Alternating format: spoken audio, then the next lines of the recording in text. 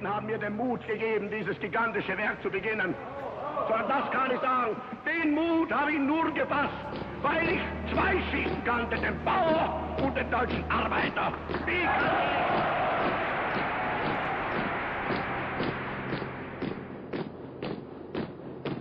wird man zu denen sein, der es mir nicht verzeihen kann, dass ich die marxistischen Parteien vernichtete. Aber mein Freund, ich habe die anderen genauso vernichtet. Sie sind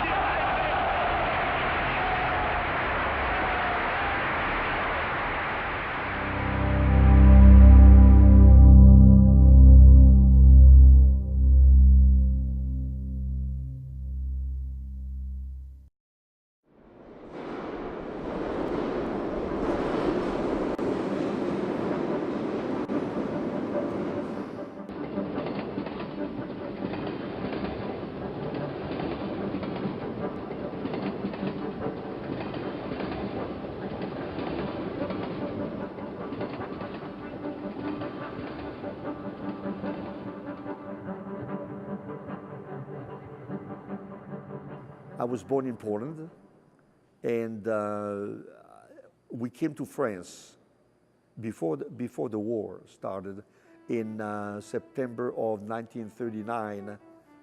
So we were already, my parents and I, we were already in Paris with my uncle. So we were safe. My mother took me back to Poland before the German invaded Poland to visit my grandparents, and I'm so glad that I had the opportunity to see them. I was only 5 years old, you know, to see my uncles, nieces, and all that beautiful family of 17 people. Suwałki was a small town on the Russian border. There were I would say, 2,500 Jewish families, all exterminated when the German invaded that town. They were all taken to Auschwitz and gone. 17 members of my family, all gone.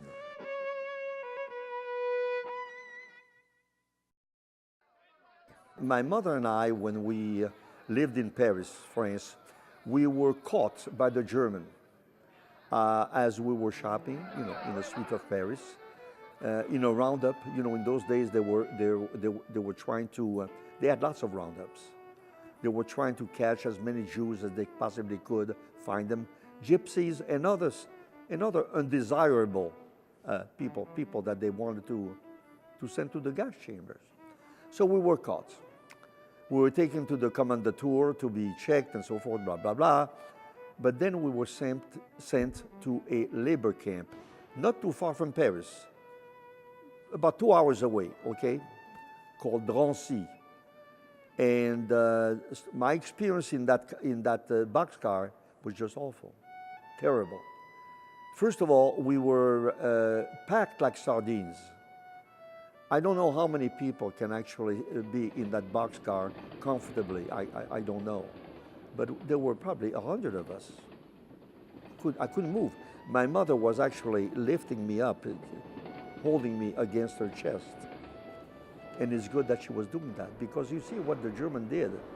On top of us being so uncomfortable, they had put on the floor of the boxcar a coating about this thick of saltpeter. Now, saltpeter is a phosphate. It's a substance that is used for gunpowder, fertilizer, etc., etc. But when it's in contact with water and it emanates fumes, it makes you sick. Your eyes water, you start to vomit, you get sick. When we arrived at the camp at Drancy, they dragged probably a dozen dead bodies that couldn't take it anymore. Mostly older people who couldn't breathe. So that's, that was pretty bad. Not only, it was an awful ride, and we were afraid, very afraid. And as bad as it was, I mean, I didn't tell you that.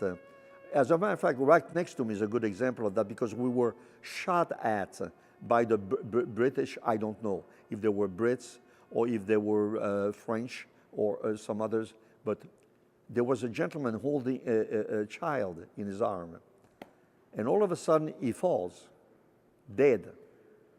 The kid was safe, he was alive. He had been shot by a stray bullet. I mean, you know, things like that. People crying, yelling in desperation, asking them, praying. A lot of people were praying. There were lots of kids, young kids.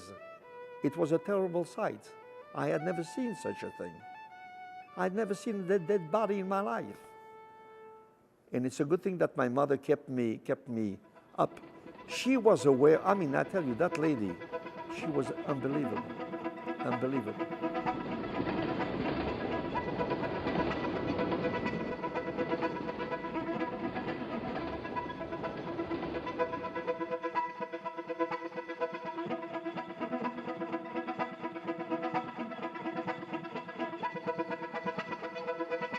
A labor camp was a place where they would take the Jews and some other people to check them out, to make them work. There's no question about it. A labor camp, you worked from day to nightfall. But their tattoo your left arm and give you a number and forget about your name. They didn't do that. We didn't get to that stage because we were able to escape because of my mother's good head. So that's where they make it like a triage, we call it in French, that they sort you out. Jewish, gypsies, and maybe some other nationalities, you know. And you know what, we had to eat everything. They didn't give us anything to eat. It was mainly potatoes and warm water mixed. Don't ask me what they called it or whatever. And some other people used to tell us, I had lots of young kids, please eat whatever they give you because you have to stay alive. And we did. In spite of that, we had to. But the worst part was doing something that they made us do. You see, in a labor camp, they made us work very hard. And when you say us, especially older people, they would be outside, doing all kinds of chores that required a lot of strength, and they weren't able to perform. So they died. With lots of dead people on a weekly basis, people would die. So they would pile those dead bodies on the side of the camp, right outside. And sometime once a week, depending how many bodies were there, they would ask, and I don't even know why they asked the kids. My age, I was 9 and a half. Some other were older. To take those bodies and to drag them outside and throw them in a big, huge hole that they had dug just for that purpose, to get rid of. You see, the Germans at that time wanted to hide. They wanted to kill as many Jews as possible and as fast as possible. They could never kill them as fast as they wanted to. It was awful. Can you imagine? I had never seen a dead body in my life, carrying a dead body, and throw it in a hole. And when the hole was filled with dead bodies, I'm assuming that they would cover it, and that was it. So that was our life in Drancy.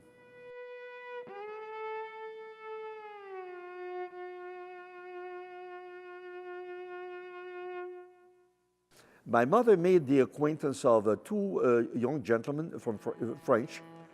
The camp had hired a French cleaning company outside of the camp to come in and out on a weekly basis to pick up the officers. The officers, I tell you one thing about the Germans, as much as I hate them the way they were at that time, to say that they were impeccable. They were really standing out.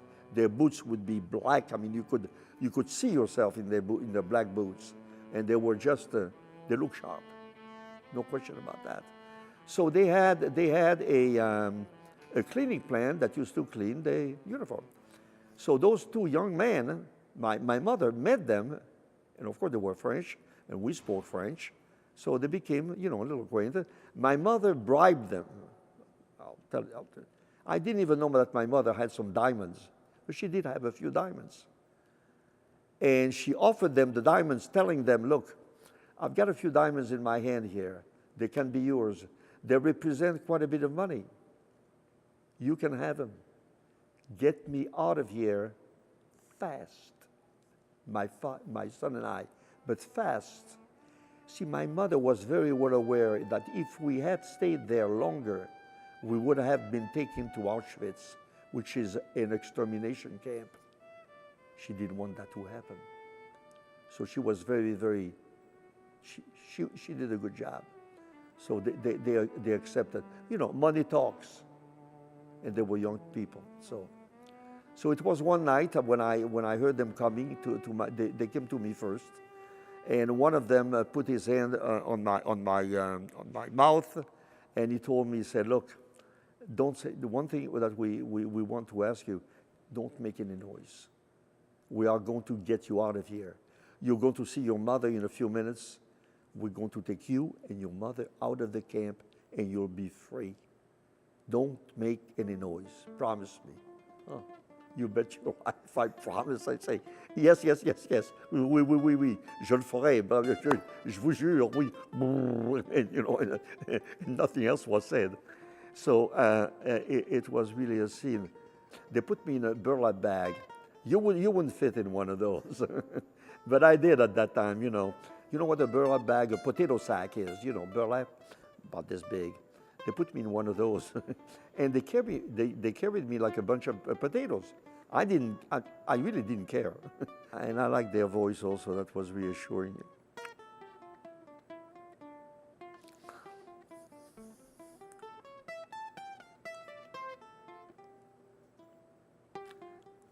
So, they picked me up and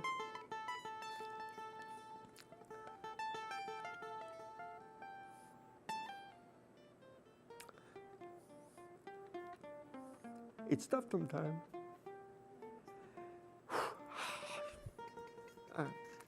Yeah, it's sometimes it's you. They got me out, and they went to the other barrack, and they got my mother, and they put my mother in the back of the truck also, small truck, and they got us out of the camp. So that's how we survived, at least that episode, that part. Because of my mother.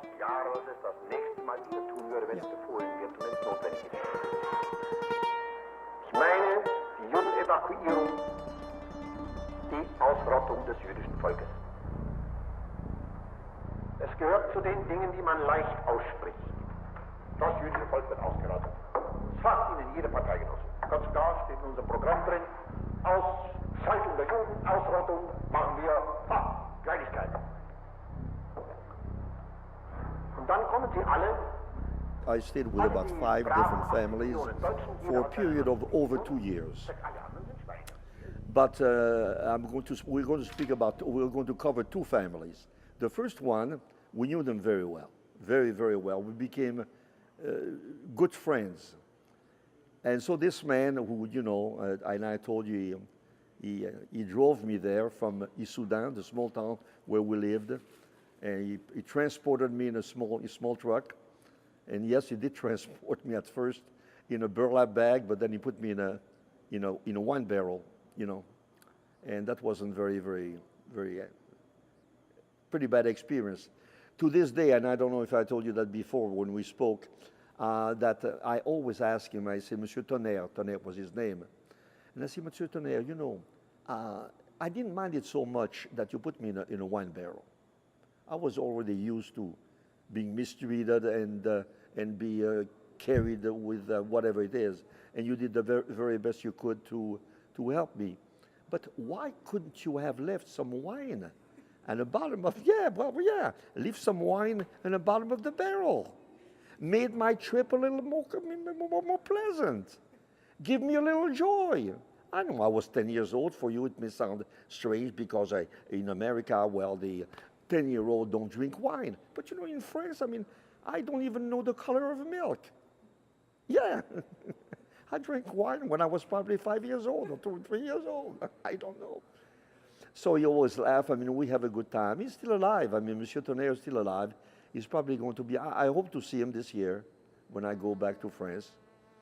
So it was very nice. So, you know, we traveled, and I think I mentioned that. We were stopped several times, but without going into great details, I stayed with the Bugeaud family, that was their name. Fine people, beautiful people. And they put me in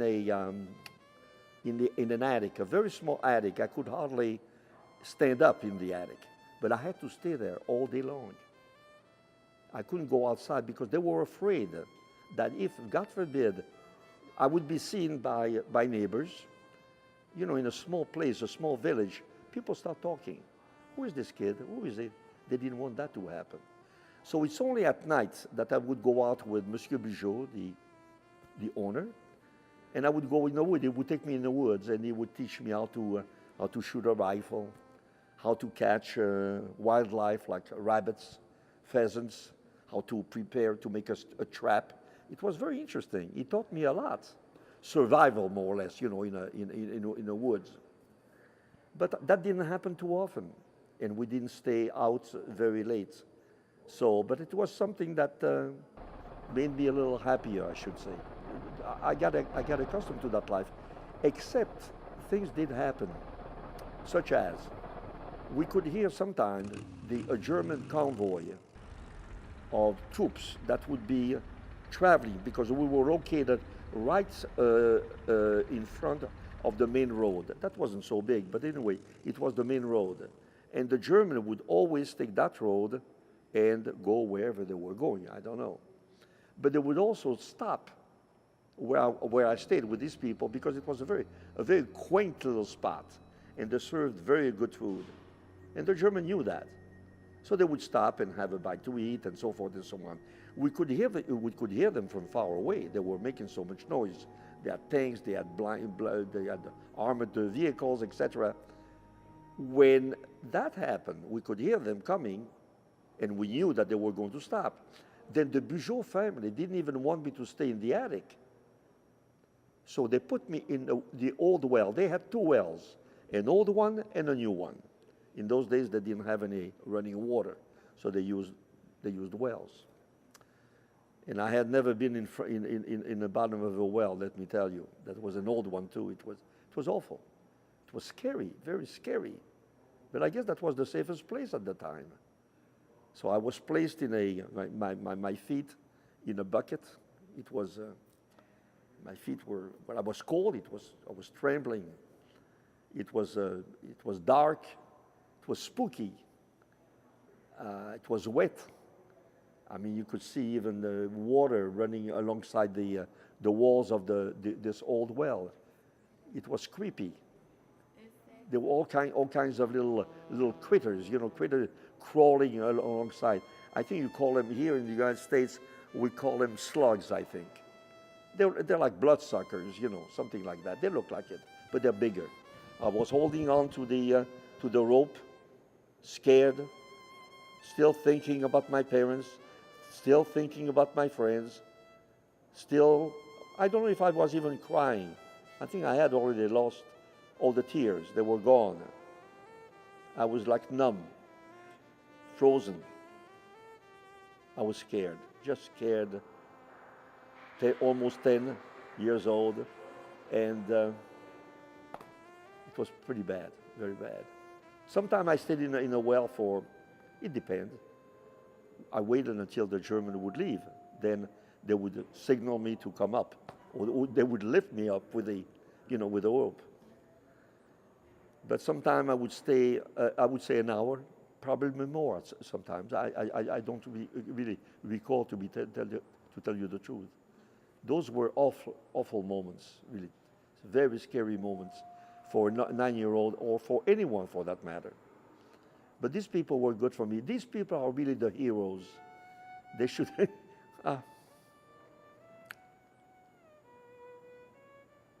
So many of them. And none of them are alive except one now. Why? Why did they do that? Lots of people did ask them. I wasn't the only one. I mean, there were hundreds of thousands of kids, my age, younger, older, who were also in hiding, and they asked themselves the same question. But there was one that came out of a Frenchman's mouth, and that was,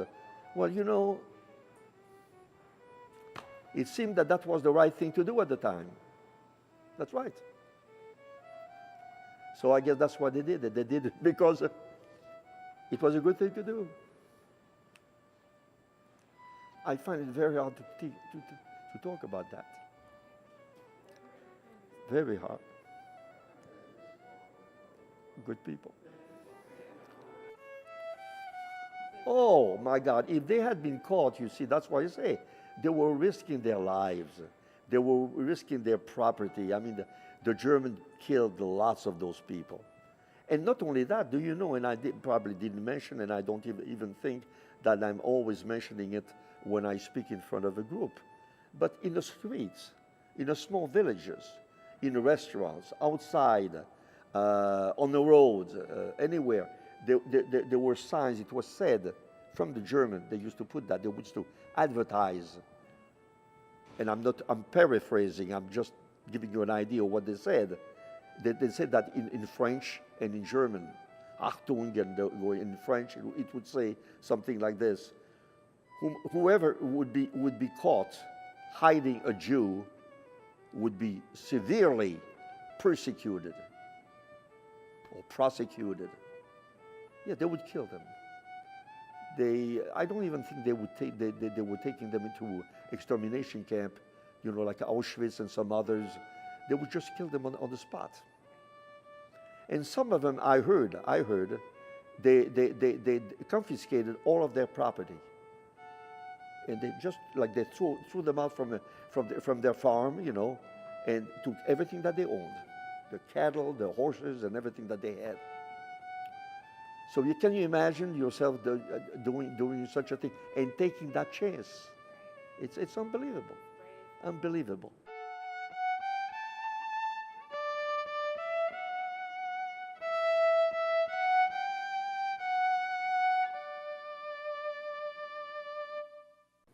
Those people, like the family, I remember, I don't remember all of them. There were so many people involved in my life when I was at that age, like the Bugeaud family, the innkeepers, and then the Glomo family, the farmers, and there was another family called the Cacard. You see, that stays with you after, how many years it's been? 60, 70 years already. And the Couderchon, that was another family. The others I don't even remember, and only one is left. We call them now, they call the just, the righteous, the righteous. We celebrate their memory. I will never forget these people. I did it on my own way. I mean, I wrote a lot about these people. I did the best I could. Because we don't want to forget that. We never forget them. They also called the righteous, and in French they call it les justes, the just people. Yeah.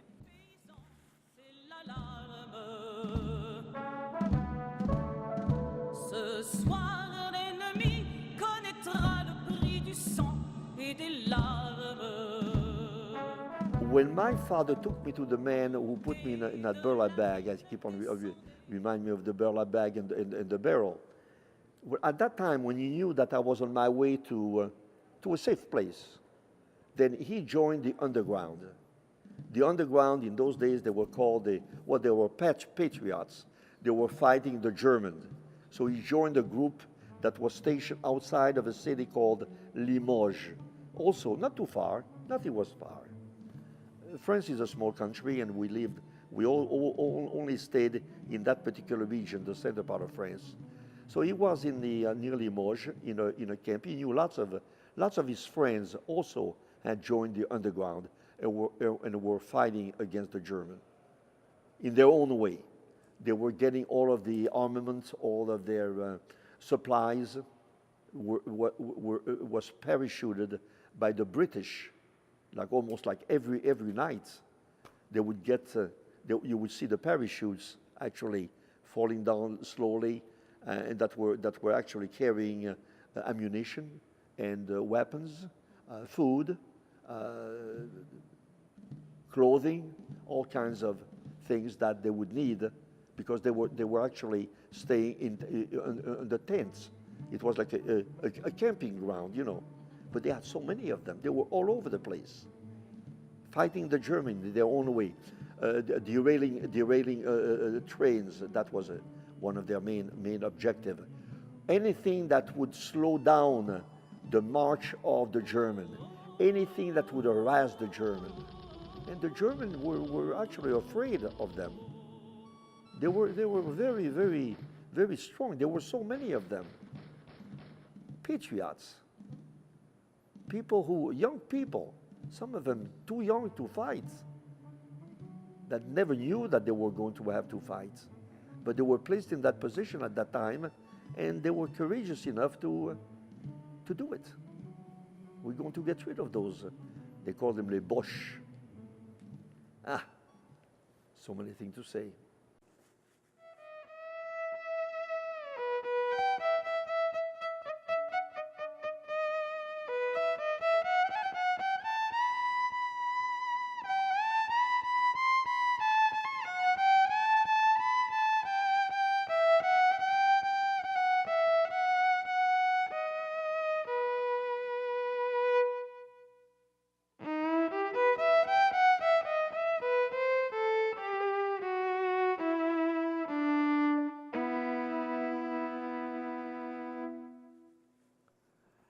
Oh, that was a big day. Oh, was it a big day? Oh my God. Even at my age, I think I had some champagne, and I think I even had a cigarette, if I'm not mistaken. Or cigar, I can't even tell you. Everybody was trying to imitate, not Charlie Chaplin, but Churchill, and have a cigar. Yeah, we were in a southern part of France, a small town called Miradou. And that's where my other sister was born, Liliane. And we heard, and keep in mind, at that time, how old was I? I was still a young kid. You know, I was still a young kid. I was about, 11 years old or something like that. But the Germans were still in France when the Allies invaded France, invaded Normandy. They slowly liberated, France, region by region, town by town. They were chasing after the German, and the Germans were on their road back home, more or less. They were scared, of course, but they did a lot of damage. They still had time to be ferocious, to be like animals, angry. They were doing, if I may say, they were raping women. They were stealing things. They were angry. They were mad. They had lost the war, but they were on their way back. In that small town of Miradou, there were also partisans. I told you the partisans, the members of the underground that were actually fighting against the German. And there was a camp that was located not too far. And I remember, only once, a small battle, more or less, between the German and the underground. We were inside the house. We were not too far from where they were actually fighting. My mother remembered that too, and I remembered it. I don't think my sister remembered that. She was a baby. It was awful. The Germans were defeated. I mean, that group of Germans, whoever they were. After that, the underground, what they did, that was terrible for a kid like my age to even view this. But they let us view it, and that's something that I don't tell the kids when I speak. At that time, what happened is this, and at the end of the war also, but what the underground did, they would pick up the women, for instance, who were collaborating or being kind or doing favors to the German women. Men who would actually also do business with the German, and they knew that. What they would do, they would pull them out, they would shave the women's head and disrobe them totally. They would be nude, and they would have those women and the men actually parade naked in front of the population. Some people would throw stones at them. Not too many, but still, that was pretty, pretty tough. I mean, scenes, like that I witnessed, and I'm sure that kids my age, younger, older, who were in concentration camp, probably, and I'm sure, saw things even worse than that, unfortunately.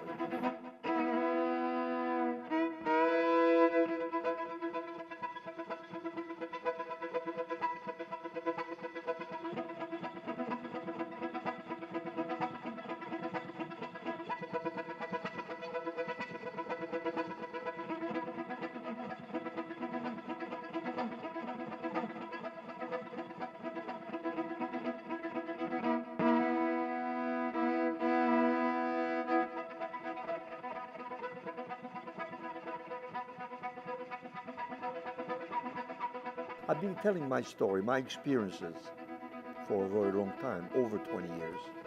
Even before the museum, this museum was built. It used to be at the Jewish Community Center. And why do I do it? First of all, the main reason actually, so that I tell my story like so many thousands and tens of thousands people have done, telling the story. We want people to be aware of what happened. We don't want this to die. It should never die. It should stay alive. To keep that alive. If we keep that alive,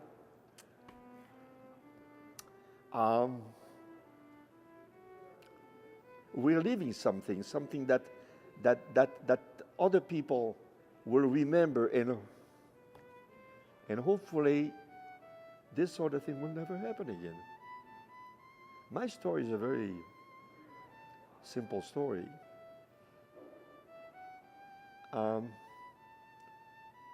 I have heard other people's stories, much more horrible than mine. They went through lots of things that I didn't have to go through. And because my mother, I was still protected. So why? It's a big question. I can go on and on. And sometimes, at the beginning when I started talking about it, speaking about it, I was choking. And I'm choking right now when I start talking about certain things. Can't help it. But at the beginning, I had to stop and I had to go out to find an excuse. I have to go to the bathroom, I couldn't talk. I couldn't speak about the experience of what I went through. Now it's much easier, what it should be after 20 years. We don't want that to die. We don't want that. Well, that's why we have this museum. That's why we have the thousands and thousands of pictures and films, and the film, and the people like Spielberg, sending, I don't know how many people he sent all over the United States, all over the world, to meet survivors of the Holocaust and have them and record their stories. There's libraries all over the country, in every single town, major city, where they have a museum. There are tapes. My tape, my small story, mini, not too much, but still part of it's like putting a place like a puzzle, putting things together. How does that make you feel that you know that? Well, it makes me feel good. I feel that I'm accomplishing something, that I'm contributing to something, that I'm not just letting that pass and say, you know, keep in mind that, you know, lots of people are not speaking about it because they can't. My mother never could. And I'm sure that she suffered more.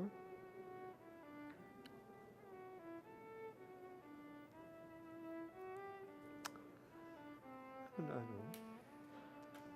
It's, can't forget that.